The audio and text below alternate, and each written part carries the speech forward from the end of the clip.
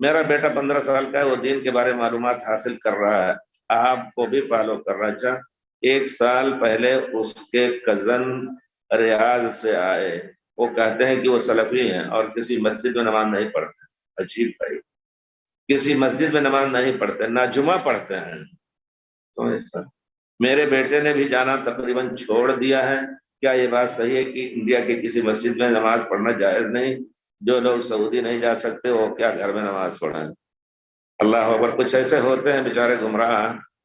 پیارے رسول صلی اللہ علیہ وسلم اگر یہ کہیں کہ انڈیا میں نہیں پڑھنا جائز ہے، کسی مکے میں لوگ ادھر بت پوجتے تھے، پیارے رسول اللہ کے لیے عبادت کرتے تھے۔ آپ لوگوں کو کچھ سے معلوم ہوگا کہ آپ وہ لوگ بیٹھے ہیں یا اپنے کاموں میں مشغول ہیں، غلط قسم کے عقیدے لیے ہوئے، پیارے رسول وہیں سجدہ کر رہے تھے، ادھر کہیں اونٹ ذبح ہوا تھا، اس کی وہ جھڑی پڑی ہوئی تھی، لا کر کے ان سب نے پیارے رسول کی گردن میں ڈال دیا، اور آپ کو تکلیف ہوئی، حضرت فاطمہ آئی اس پر ڈالا۔ تو اگر وہ کہتے ہیں کہ نہیں، ہندوستان کی مسجدوں میں جہاں شرک ہے، بدعت ہے، یا بدعت کی مسجد اگر امام ایسا ہے جو یقیناً کفر کا عقیدہ اس کا ہے، تو اس کے پیچھے نماز جائز نہیں۔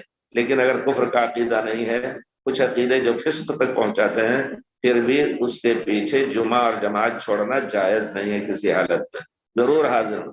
بہرحال آپ سن لیں کہ آپ کے بچے کو گمراہ کیا جا رہا ہے، اگر بچہ ایسا کر رہا ہے تو روکنے کی کوشش کریں اور اس کو مسجد بھیجیں، جائے نماز پڑھیں۔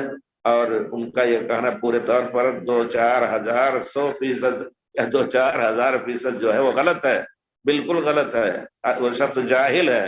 میری طرف سے ان کو کہہ دیجئے کہ آپ کو جاہل کہا جا رہا ہے، اگر وہ اس پر ڈسکس یا بات کرنا چاہیں تو مجھے فون کریں انشاءاللہ۔